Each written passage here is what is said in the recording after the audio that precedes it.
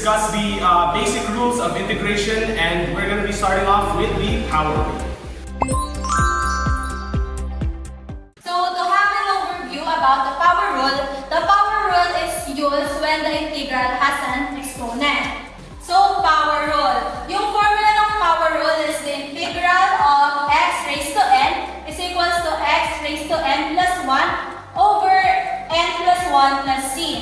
So sa example natin dito, integral of x raised to 6 dx is pa-perform natin yung nasa formula.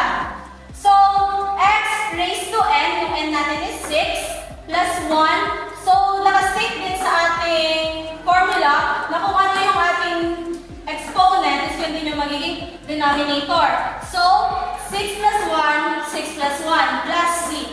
So perform natin yung operation. 6 plus 1 is equals to 7. Then 6 plus 1 is equals to 7 plus c, which is yung final answer. So let's perform this example. X raised to 8 dx. So gagamitin natin yung formula. Okay, so we'll perform the power rule on this example. So x raised to 8 plus 1 over 8 plus 1 dx. So, paano nakuha to? Again, nasa formula is yung n natin is yung 8, then plus 1. So, lagi tayo mag-add ng plus 1. Then, kung ano yung exponent natin, yun din yung denominator. Then, plus c.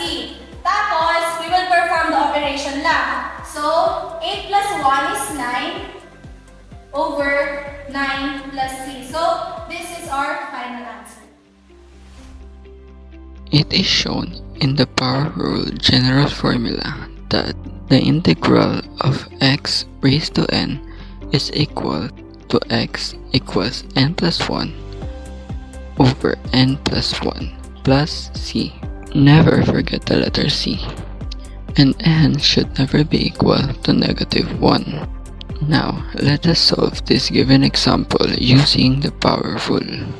In using power rule, the first step is to substitute the given problem based on the general formula of the power rule.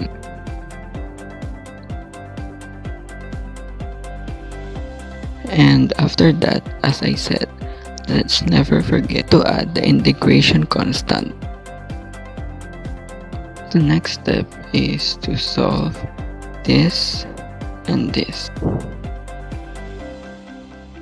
And that gives us the final answer in finding the integral of this problem using power rule. So here's the second example, integral of 6x squared plus 4x dx. So yung first step is ilalabas mo yung 6, then ikakopy mo lang yung mga nasa loob.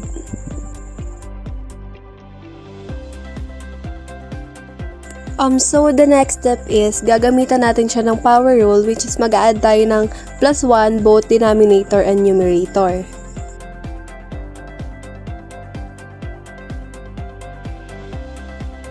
Same lang din dun sa isa, ganun din yung gagawin mo. Then maglalagay ka lang ng plus c. So the next step is isa-solve mo lang yung in-add ng plus 1 dun sa numerator and denominator. Kaya magiging x cubed and over 3 siya. Same lang din dito, ganun din yung gagawin mo. X squared over 2 plus c. So, since yung 6 and 3 ay divisible by 3, pwede nating i-cancel yung 6 para maging 2 and yung 3 ika-cancel na rin natin since 1 lang din naman yung matitira doon. So, eto na lang yung natira, 2x cubed kasi kinancel natin yung 6 and 3. Copy lang yung plus sign. So, yung 4 and 2, kinancel natin sila since para silang divisible by 2. So, ang natira is 2x squared plus c. So, here's the final answer. Constant multiple rule. Gagamitin natin siya ng formula na integral kf of x dx equal k integral of x plus dx. Dito, may example tayo na integral of 5x squared dx. Dito, ang gagawin natin sa constant, lalabas natin yung 5. So, matitira na lang x squared dx. Tapos, Pagka tapos na gawin, na nilabas nyo na yung 5, lilipat naman tayo dito, gagamit tayo ng power rule, which is ito. Meron tayong 2 plus 1, parehas sa baba at sa taas. Tapos lagi tayo may plus C. Pag wala yan, mamamali kayo. Sabay. Ito, pag paplasin nyo na yan, tapos ito, baba nyo lang din yung 5. 2 plus 1, 3, x cube, tapos over 2, ito naman 2 plus 1 over 3. Tapos huwag nyo kakalimutan tong plus C. Sabay, ito na, final answer nyo. Meron tayong example ng constant multiple rule, which is the integral of 3x raised to 1/2 dx. So, ang una natin gagawin is ilalabas natin yung 3. So, labas natin. Then, copy lang natin yung nasa loob. And then, ang gagawin natin is mag-a-apply tayo dito ng power rule wherein nag-a-add tayo ng 1 sa exponent ng numerator natin and then sa denominator.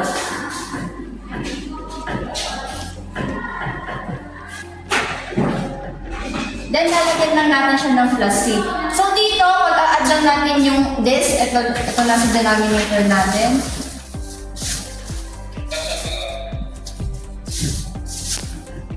And then, since nakaganto na siya, pwede na natin siya pag-multiply yung 3 and yung x raised to 3 over 2. Tapos yung sa denominator, lagi naman siya may invisible na 1, so pwede natin siya pag-multiplyin. So, 3x raised to 3 over 2 and then plus c. Since naka-fraction pa yung given natin dito, kailangan pa natin siyang i-simplify. So, kukuhanin natin yung reciprocal ng 3 over 2, which is 3x 3 over 2 times 2 over 3. Pag sinabi reciprocal, ito lang yung kabaliktaran ng fraction na given natin. Then, plus c. Dito, pag bumultiply lang natin, lagi lang din siya may denominator na 1. So, ang mangyayari na is 3 times 2 is 6. Copy x, 3 raised to 2. Then, 3 times 1 is 3 plus c. Since dito, pwede pa natin siyang i-simplify since factorable sila parehas ng 3. So, 1, 2. So, yung sagot natin is 2x 3 over 2. Kahit wala na yung 1. 2x 3 over 2 plus c. Nandito naman tayo sa sum and difference rule. Gagamitin lang natin pag ang integral ay may plus or minus sa loob ng term. At ang gagamitin natin formula ay integral of, may bracket yun, f of x plus or minus g of x, tapos close yung bracket, tapos dx. Ang gagawin na natin ay hihiwalay yung f of x at gx. So, tapos pupunta naman tayo dito at hihiwalay lang natin. So, maiiwan tayo ng integral of f of x dx plus or minus integral of g of x dx. Hello everyone! So, ito ang example natin sa sum and difference rule. Ano nga bang gagawin natin dito? Una, ang gagawin natin ay paghiwalay natin silang dalawa. So, ganito ang nakalabasan. Integral of 6x dx plus integral of 7 dx. So, ang kasunod naman nito, ilalabas natin ang constant rule. Constant. Sorry. Bali, ang mangyayari dito ay magiging 6 integral of x. Lagi siyang may invisible 1. Huwag natin kakalimutan yun. dx plus integral, lalabas natin ito, 7. Bali, ganito ang lalabas. 7 integral of dx. Yan. Ang sunod naman dito, i-apply natin ang power rule. Ganito ang kakalabasan. 6 times x, may 1 yan. Laging may 1 yan. Plus 1. Ganun din na sa denominator. 1 plus 1. Tapos meron pa tayong isa. Plus 7. Ang matitira lang dito ay ang x. Yan. Dito natin i-apply ang power rule. So, ang mangyayari, magiging 6 times x, laging may 1, plus 1, ganun din sa denominator, 1 plus 1, plus 7. Magiging, yung dx, magiging x na lang. Huwag natin kakalimutan ng plus c. Okay. After na ito, ang mangyayari dyan, ito times natin itong 6 sa x o x 1 plus 1. Ganito ang mangyayari. Pagpa-plus muna natin ito. Copy natin ang 6 x may exponent ang 1 plus 1. Bali, mangyayari ay x to the second of power. Ganun din sa denominator. Magiging 2. Plus, copy natin ang sign na plus. 7 times x is equals to 7. 7x. Huwag natin kakalimutan lagi yung c. Ayan. So, ang sunod naman dito, ita-times natin itong 6 sa x squared. Ganito ang kakalabasan. 6x squared. Ang denominator natin ay 2. Plus 7x plus c. So, ang mapapansin nyo, ang 6 at 2 ay divisible sa 2. Ang mangyari ay magiging 3x squared. Yung 1, hindi na natin, since magiging 1 siya, hindi na natin siya i-copy. Magiging 3x squared na lang siya. Copy natin to. Plus 7x plus c. Ayan ang final answer. Since nakailangan po kami ng oras, tuloy po natin dito sa online, I guess. So, ito po. Tuloy lang po natin ang sum and difference rule. Ang natitirang example ay ito po. Ito po. Ang integral ng parenthesis or open parenthesis 9x minus 2x close parenthesis dx. May nakalimutan po akong ilagay na square dito. So, ito po ay 9x squared minus 2x pala. So, tuloy lang po natin ang discussion. So, ang gagawin lang po natin muna dito ay ihiwalay since sum and difference siya. Hiwalay po natin kung saan po ang plus or minus. So, dito po sa gitna, magiging integral ng 9x squared. Huwag kalimutan ng dx. At since may minus po dito, kopya ng minus. Tapos, ito naman, ang integral ng 2x, since may 2x pa dyan, dx. Ngayon, since may number po dito or may constant, gagamitin lang po natin ang kaninang na-discuss na constant or constant multiple rule. Gagawin lang dito ay ilalabas. Ganyan. Bam!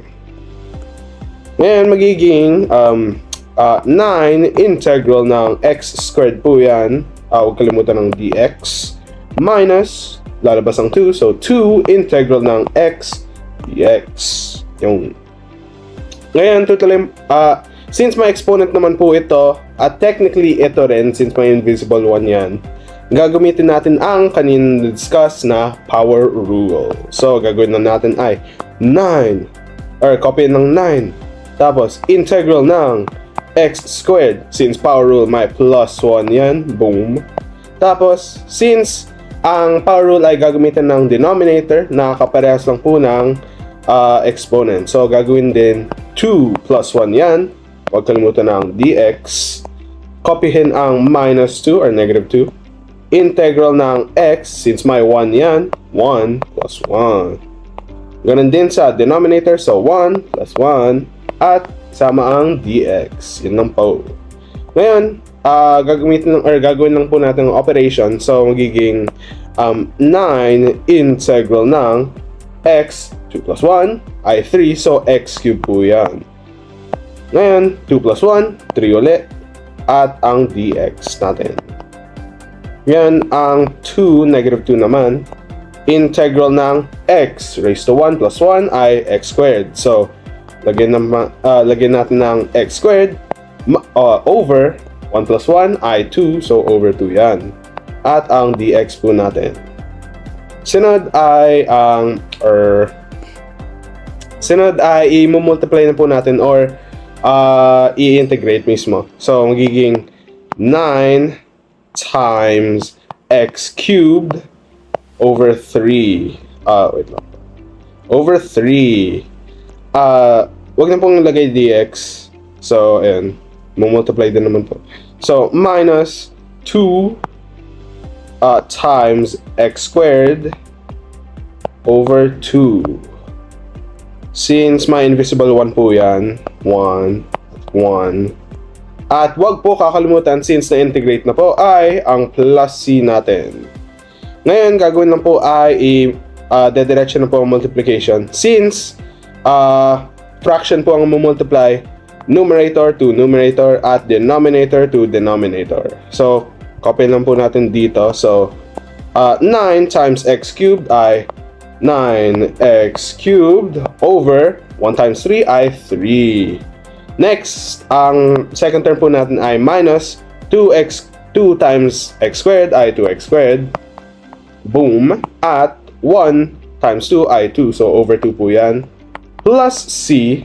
Next, wag po kakalimutan ang lowest term. Pwede pong i-cancel ang 2 at 2. Pwede pong i-cancel, so wala na po yung 2. 1 na po yan. So, ito naman po, ang 9 at 3, magiging 1 po yan. So, hindi na po kasama yan. At ang 9 divided by 3 ay 3. So, ang final answer po natin ay 3x cubed minus x squared, since 1 na rin po yan, invisible 1. Tapos plus c. Ito po ang final answer natin. And that concludes ang sum and difference rule.